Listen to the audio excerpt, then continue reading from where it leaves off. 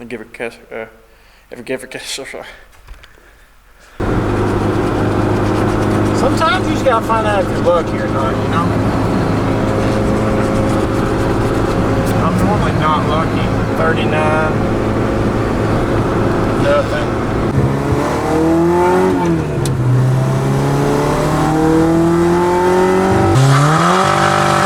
Hey guys, welcome back to the channel. It's Ryan.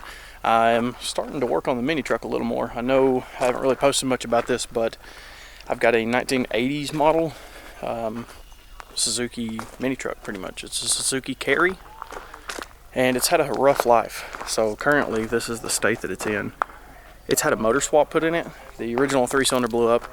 I ended up getting a whole parts van for probably $200-300, which is a steal, and I had a running 4-cylinder in it. So what I did way back when was took the 4-cylinder and shoved where the 3-cylinder goes way down in here, and it was fuel injected. The plan was to run it fuel injected, but the people that I bought the van from took the computer, so I had to come up with a way to fire the coil, pretty much. So what we did is we used an MSD box, essentially.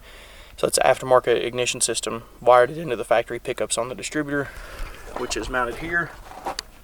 As you can see, my harness is still all multicolored.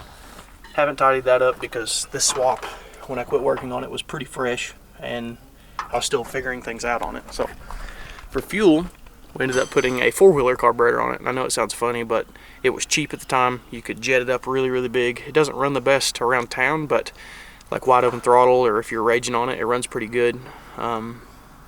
Needs a little bit of help, but we're here to help it today. So I bought a fuel tank for it, since using the electronic fuel pump for the fuel injection and stuff is not really an option because it would push way too much fuel through the carb. I'm going to gravity feed this. So basically this is going to be mounted somewhere in there around that location, and it's going to drip feed directly into the carburetor. We'll have a filter and a shutoff in there. I'm going to try to tackle mounting this thing, and then we'll work on the other things that are to come.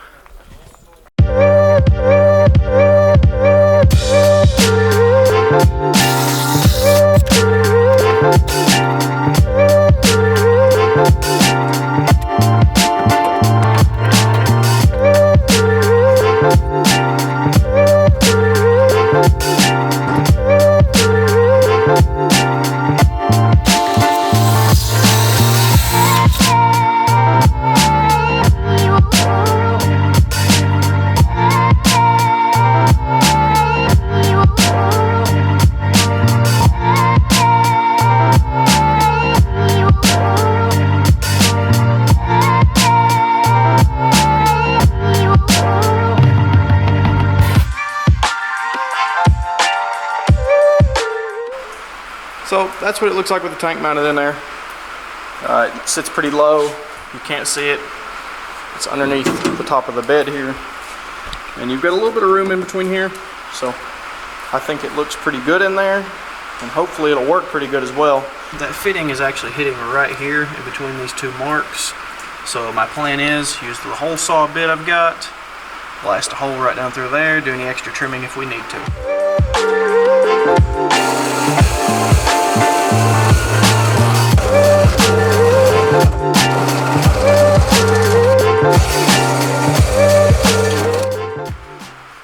Just like that, we got a hole.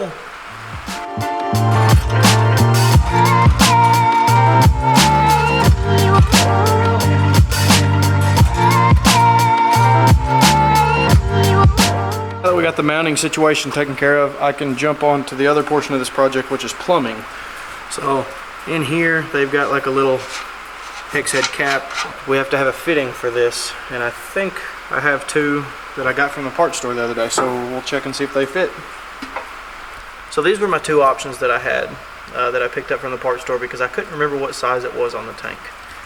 This one is just standard barb, and I don't think that's the right size fitting. But this one, hard to see in the pack, that looks a little bit better. Mo better. It looks mo better. So I'm thinking, I don't know what the hell just flew off there. Might be haunted, who knows. That one's wrong.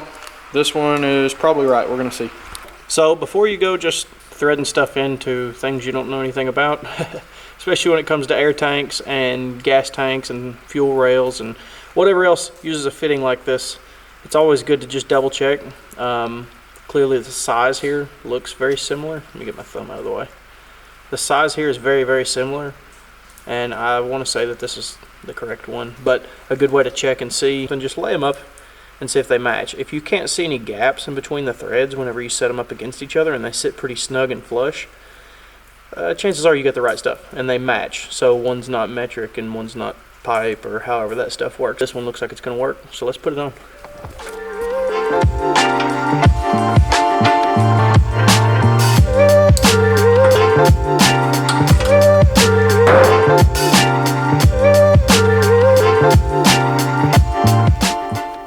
Just as a little Easter egg, I'm going to take the old fuel filter off of it and open it up since it is reusable and see what was going on inside this thing before we started tinkering with it again.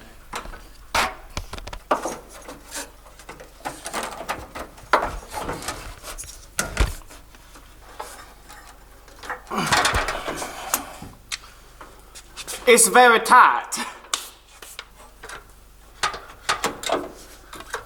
Shoot! Dry as a bone. I mean, I kind of figured that, but this is the old fuel filter. It's an Epman eBay special reusable filter. The two halves come apart, and there's an element in here that you can clean. I'm going to take it apart, make sure there's no junk in there. I don't expect anything pretty to be in here. Just like that. That's actually not too bad. Get some light on it. Yeah, the filter doesn't look horrible. There's not a ton of stuff down in there. What about in here? Ooh, yeah, we got some sediment. Got it cleaned up some. Doesn't look the best, but I mean, this thing was literally probably 15 bucks on eBay when I bought this back in the day. It's an Epman. I believe it was intended for a Civic as a reusable fuel filter. Now we get to plumb this thing, so I think go from the tank to the filter to shut off, and then into the carburetor. I think that's going to be our best bet. We won't be using a regulator because we are going gravity feed and we just need gravity pressure. So I got the tank hard mounted in the truck. I'd say it's pretty sturdy if I can move the whole truck. My filler neck is on this side. Put your gas in right there. It's on the driver's side, which is nice. And if you look here, this is our fuel hose. So it's a little closer to the distributor, closer than I'd like it to be. But I mean, that just makes for a party when it starts leaking, you know. Fuel leaking directly on the distributor that's got an MSD hooked to it. I see no problems. I've put some gas in the tank on the mini truck. I got the filter right there. Comes out the bottom, routes to this, and then back around here, and up tucked underneath here is our fuel shutoff. So this would be on, that would be off, and then there, it runs over to the carburetor. So I've got it switched on. We're going to choke it and see if it'll run off of this fuel setup. Without further ado, oh, I forgot, I did the safe thing and unhooked the battery when I was drilling holes and stuff.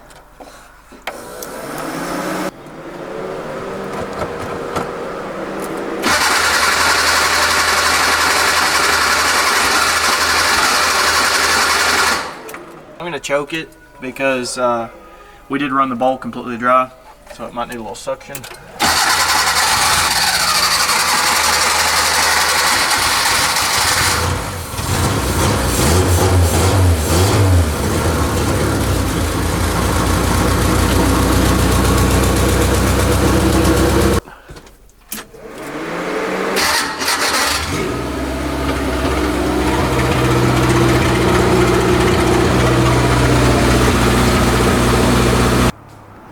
Looks like it runs. We'll have to road test it, but before I can road test it, we have to get an alternator because this one is only putting out, I think when we tested it, about 11 volts. Good news is on this thing, there is tons and tons and tons of room over here. So that's where the alternator would sit. I have plenty of room to do whatever I want. So parts availability is probably going to force me to put some other alternator on it, which I don't have any problem doing. I actually made the bracket for that one from a different mini truck to go on this one, so I think the plan is to convert over to like a GM one-wire alternator and call it a day. And unfortunately, I'm having trouble getting the gauge cluster to talk to the engine and vice versa, so I have no temp gauge at the current moment. But I do have one of these old school water temp gauges from Napa. So it measures resistance, but it's made to have a fitting that screws down right here into something, but I don't have that. So temporarily, until I can make some kind of adapter to adapt this to the engine, I have a coolant hose that would go to a heater core, which I don't have anymore, which is down in here. I've kind of fashioned up this really ghetto bushing style adapter piece out of some heater hose, and it should allow the probe to go right down in there into the thermostat housing on the bottom side of it, and it should give me a temperature readout as long as it doesn't leak everywhere. So we're going to try this out and then just set the gauge up in the truck, that way I can at least tell what's going on coolant temp wise.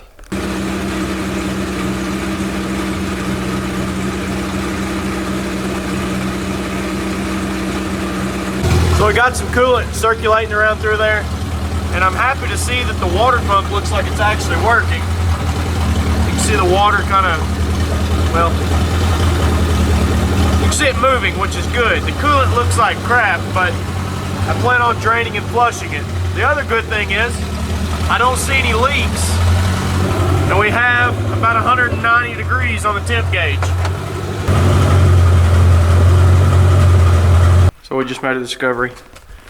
Apparently the belt's loose, which I mean I guess would be a good place to start. I can take and spin the pulley for the alternator in here. So maybe it's just not spinning enough. I'm just going to double check and make sure that we've got voltage coming out on our leads now. And it reached 12.5, which is pretty good. Now we're going to check for voltage. So we'll hit a ground over here. We'll hit the stud on the back of the alternator and make sure that it's carrying voltage. And that's interesting. What is it? It's only got 2 volts out here. So I think next course of action is to disconnect that and see if I've got some wire we can run as a jumper and test the theory. Because there's a connector right here, a quick disconnect, and then it runs through the 30-plus-year-old truck harness. So it's not feasible. Was removed when you did the swap and everything. Yeah. So let's try that. Let's go straight from the charge post here with an alligator. You got a red? Yeah. And that'll, the other one, hook it to the hot side on the battery. The red one? Yeah. Got it. Now that we know we have a good wire there, we will see if we have power at the stud. Yay? Nay? Still about only 2 volts. So we have a jumper straight from the battery post to the hot side on the alternator. We also have the alternator bracket grounded to the battery post and hooked to the jump box, so we should have some sort of voltage now, but it's still not good, not perfect.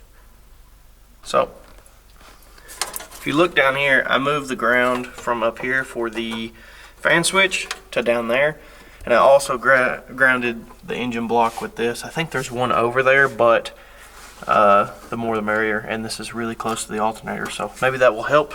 We're going to check the grounds over here and clean those as well. Alright, so we added that new ground and we cleaned everything else up. I hooked the alternator back up to its factory plug here, so it goes right back out to the battery. We disconnect that jumper. Now the leads we have in here is the negative off of the battery hooked into our meter here, and then we have the red one, which is going to be our power. So let me set you down for just a second here. I've got my probe hooked up to the lead that's connected to the positive on the battery and the negative on the battery, and you can see here we're getting 13.8 volts, which is good. We'll lay that down there. Now I'm going to take my probe here, the positive, and put it on the stud of the alternator back here. We have 13 volts. which is a lot better than 2 or 3 or 11 or 6 or .2 or any of the other stuff we've been getting. So it's always important to clean your grounds. That's all we've done. We haven't done anything else. Haven't put alternator on it. Haven't put a battery in it. It's on the jump box. Added some. Yeah, we added one ground and cleaned the rest up, and it makes a big difference, especially when you're working on old stuff like this, especially stuff from Japan, because it's a little rusty. We got a theory that we're coming up with on that. Yeah. It might be something true. It might be something not true, but every car you see imported has like a bunch of grounds added to it. So we added a ground, and hopefully something made a difference here, because now we've got proper voltage. So maybe they're onto something. They're just keeping it a secret, and we're just, I don't know. Silly Americans. Yeah. But yeah, the Odyssey is a great example of that. It's got like a plethora of speaker wire in the engine bay, just grounding wild, stuff. But yeah, so now we're going to see if it'll charge with it running. That's the next thing. We've tightened the belt up. I'm going to try to start it here, and then we're going to check voltage coming out of the alternator and check voltage at the battery to see if everything's doing what it needs to. If this doesn't work, we'll take this off and go to the parts store, but I have a feeling it's going to make a difference. So.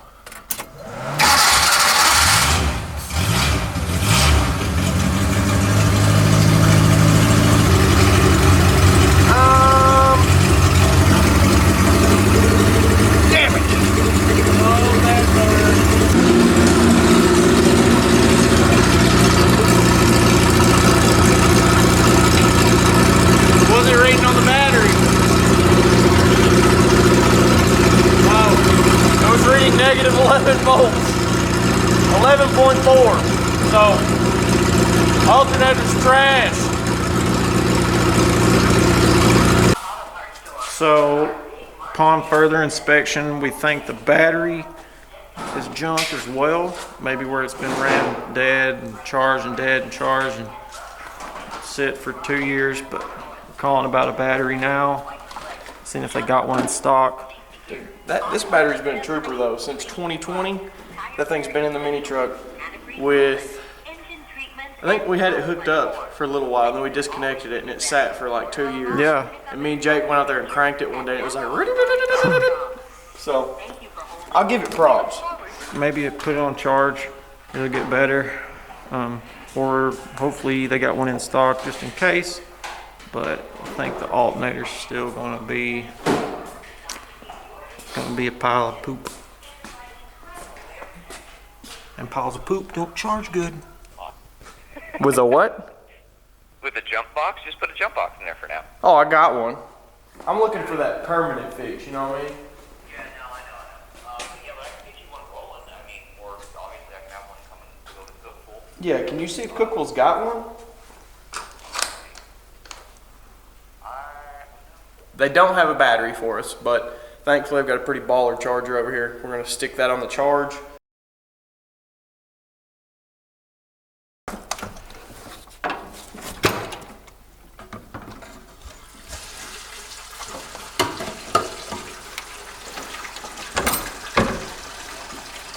So, Gino! The mini truck now has an exhaust.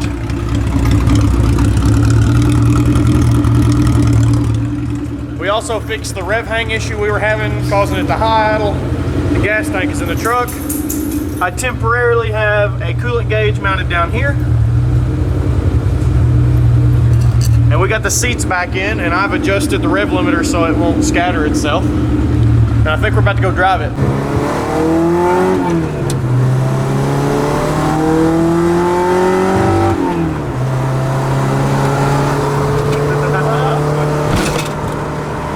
What about it?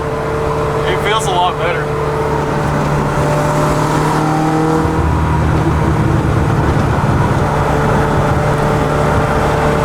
What's our coolant temp looking like, co-pilot? Oh! We're right at like 140. I like it. I do too. How you feel? I feel accomplished. Feel pretty good. Now I've got like some stuff to look at, like a temp gauge, and I know my RPM gauge is right now. Right. So it's kind of exciting. Chino likes it. Yeah.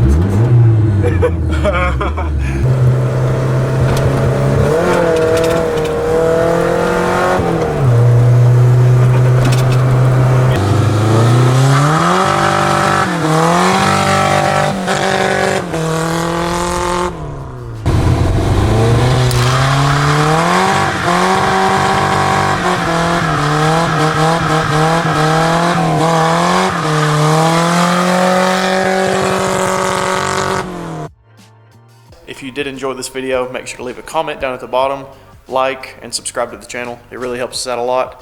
I've also got some merch that I'm selling. So it is going to be the SB logo, but is the cotton candy colorway. I've got a picture of it right here. I'll put it in. If you do want to get one of those, make sure to go over to spicyboys.jp. That is our website. It is the parent page to our shop, or you can check out the other stuff we've got on there. That page is just to keep everybody up to date with everything. We'll also be posting photo shoots and stuff there from, say, Cars and Coffee, or if we just hang out and vibing. Don't really have an outlet for pictures other than Instagram, but it's definitely only a selected few on Instagram. So if you want to see full photo shoots, make sure to definitely pop over there to spicyboys.jp. That is our website, and we would appreciate it if you'll check it out. Thank you very much, and I'll catch y'all later.